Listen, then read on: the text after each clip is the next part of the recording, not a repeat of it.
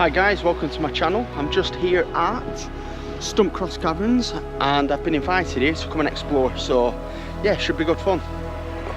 So we've got this just here, tells you a few things that there are. There's like shore caves, there's a cafe, cave cinema, and they've also got a crystal shop as well, along with some motorhome parking.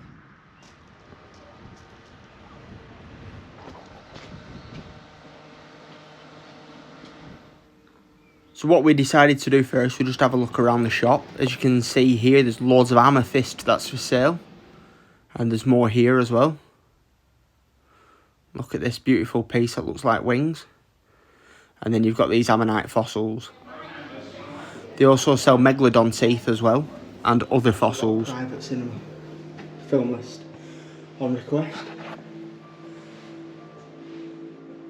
So as I just said there, this is the private cinema that they have, which is absolutely stunning. Amazing. And this is me now making my way down into the cavern.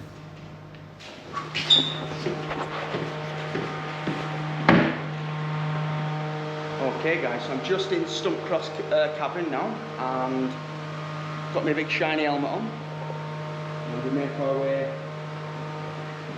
down here.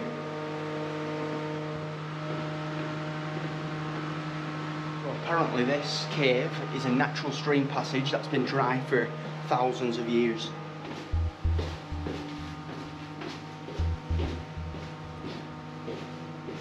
On the way down there are 67 steps, and they are quite steep steps as well. Just ahead you follow it round here and carry on.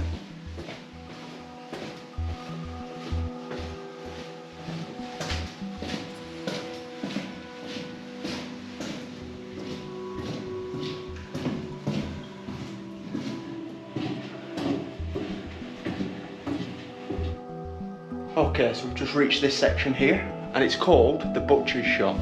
I'll tell you why. So this section here, there, the butcher's shop.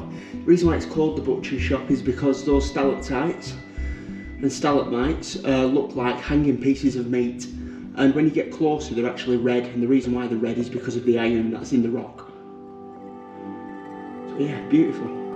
There's also a section here about trilobites, and the reason why there is about trilobites is because millions of years ago this area that we're standing on now was at the bottom of a shallow tropical sea. And the area that we know now as the Yorkshire Dales was once covered in ocean. And the sediment from the ocean floor became limestone, and that's what these caves are formed from.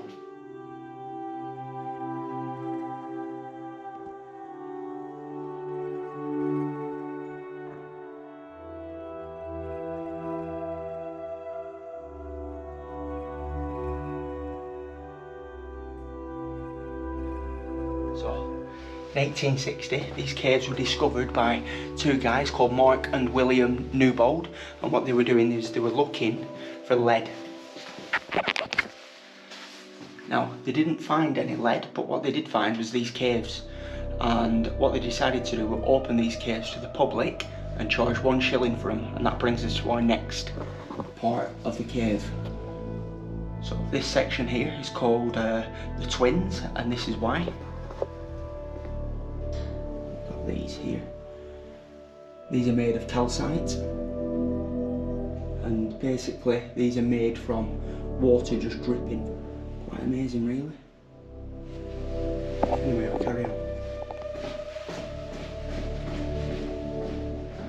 Okay, so we've come to this section now. There's a path that goes right and there's a path that goes left, but what we need to do is we need to go left first of all, so we'll go up this way.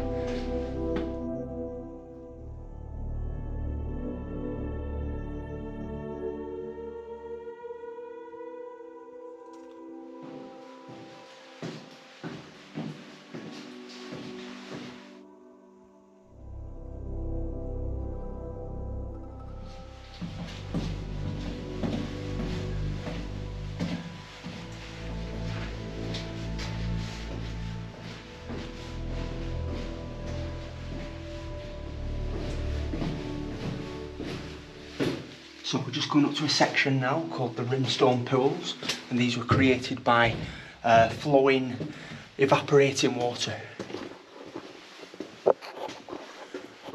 Here we are, these are them pebbles.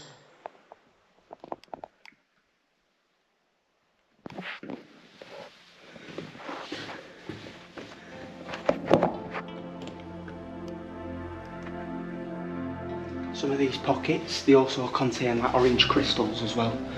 I'm guessing the orange is probably from the iron.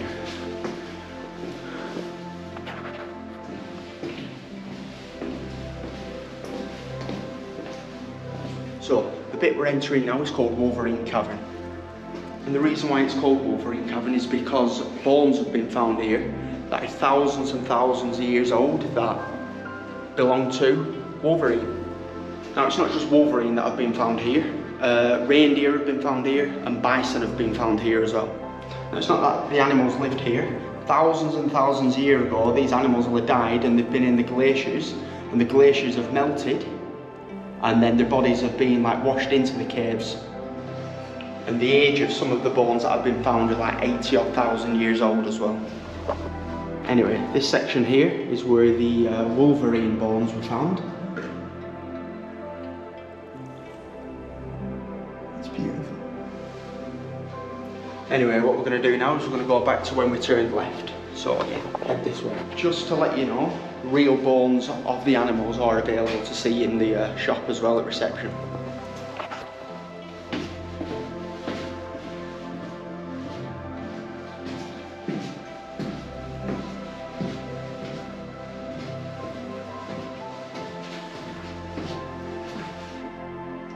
Okay, so we're now back at the T-junction and we've come from that way, so we're going to make our way this way now.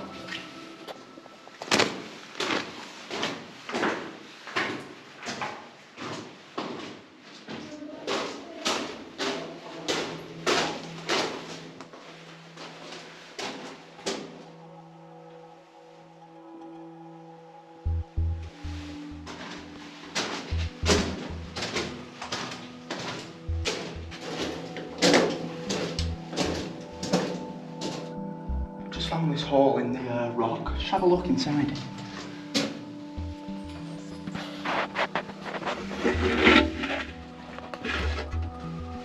The arm is literally all the way up and there's still loads of room.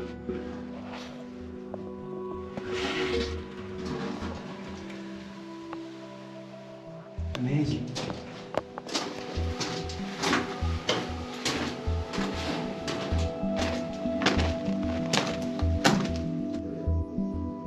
Some absolutely stunning formations of rocks here as well. Just a couple of them just here.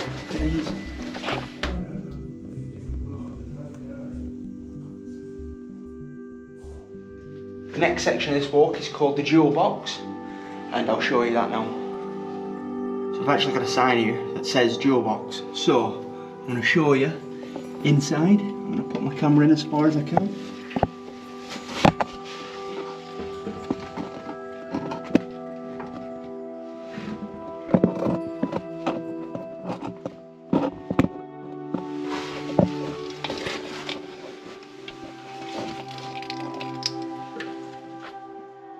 So, in the jewel box is a small cavity, and then when it rains, water gets in and creates a little pool.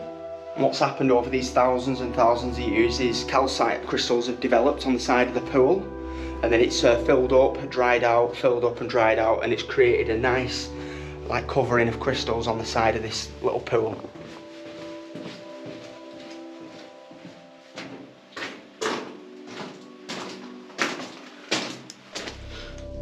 Okay, so we've come to our next part of the walk, which is called the snowdrift, and that's just here.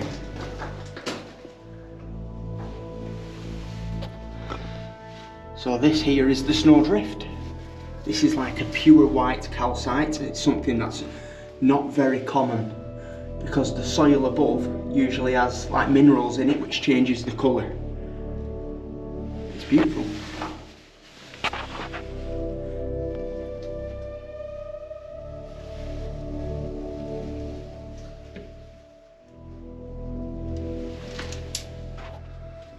It's also just next to it, to the left of the snowdrift, is this big giant piece of calcite as well, but this has got lots of impurities in it. As you can see, there's quite a big brown colour in this.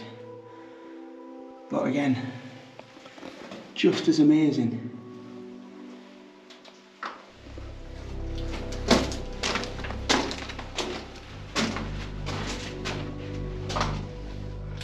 So I've got a little section here that says no entry. I'm not going to enter. I will try and get the camera as far as possible and see what's up there. It doesn't look like there's anything apart from a really tight tunnel. So you can see why it's blocked off. Anyway, we'll carry on. Just along here.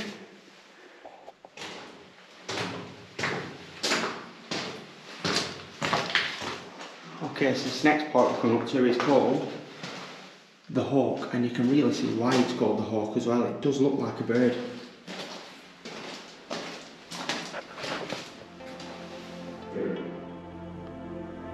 There it is, that's the hawk there as well. This is where it's sitting, in between all this rock. Definitely see it.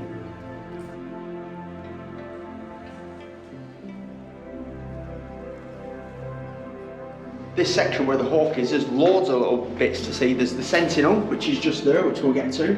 And then there's this bit here, which is called the, I think it's the Fairy Palace. So yeah, we're going to check that out as well. So this section here is called the Fairy Palace. I'll put the camera in as far as I can here to see. And as you can see, stalactites and stalagmites have joined to create what they call a column. And that is what these are here.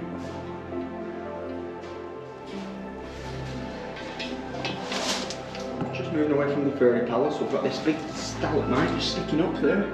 And then, right in front of us, we've got this, it's called the Sentinel. And it's about 3 meters high, and it's about 200,000 years old. And it's just amazing. It's just made from calcite again.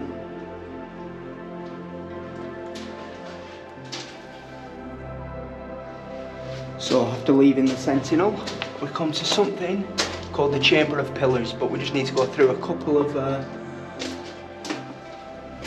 tunnels first.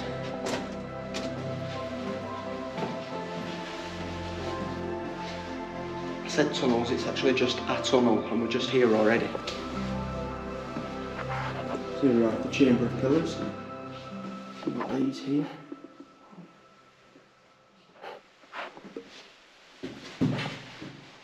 Yeah, I did just try that.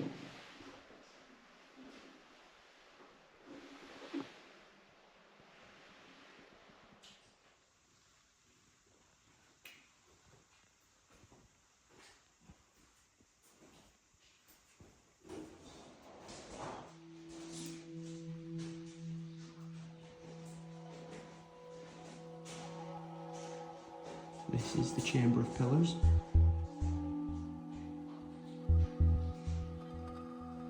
And there's loads more to explore. Where we're going to go? We're going to go up these steps and see what's there.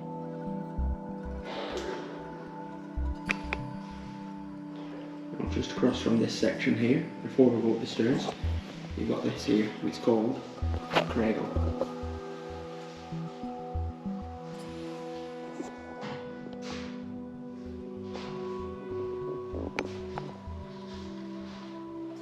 Anyway, we're heading up these stairs now.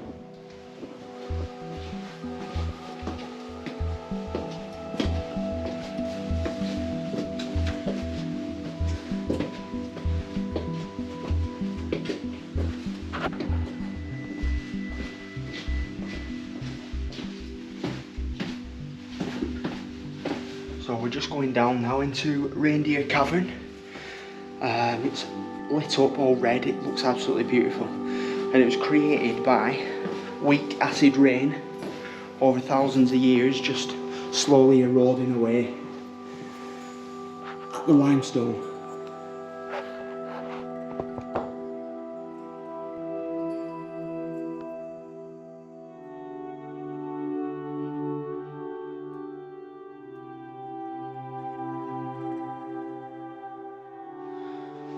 What happened were little streams made their way into these caves and slowly and over time created an even longer cave system. Now we're only getting to see about 3/4 of this cave system, 3/4 of a mile of this cave system, but there's many more miles that are still being discovered at the moment.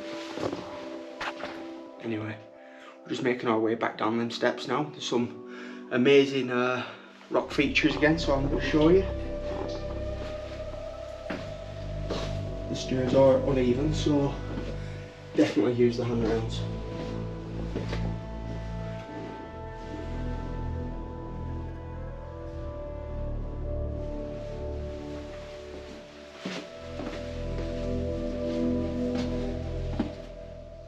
Okay, so we're now back at the Chamber of Pillars and the Cradle, and we're going to carry on making our way down this section here.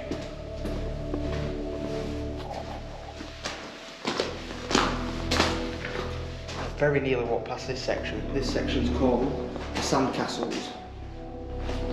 And these are just a few stalagmites that are sticking up from the ground. We've got a column there, it's where a stalagmite and a stalactite have joined.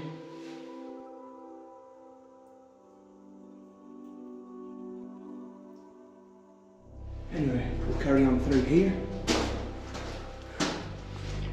Okay, so this section is called Cave Woman Corner. Okay, in this section they usually do actually have a cave woman, and she's fantastic. Not only can she tell you anything and everything about the caves, she's also fantastic with the kids, and she even does fossil digs with them upstairs. If she isn't there, you can always leave her a letter though, here. The other thing I wanted to show you in this section is the Policeman's Truncheon, which is a very girthy stalagmite, and we will talk no more about the name of that. Anyway, up these steps. So just up these steps, we're coming up to the last cavern, and it's called the Cathedral. And in here there are two quite big rock formations, so I'm going to show you them.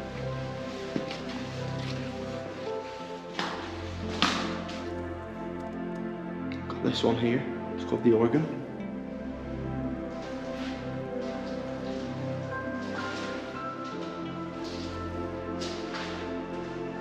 It's amazing, it's got like a ripple effect on it, as you can see here.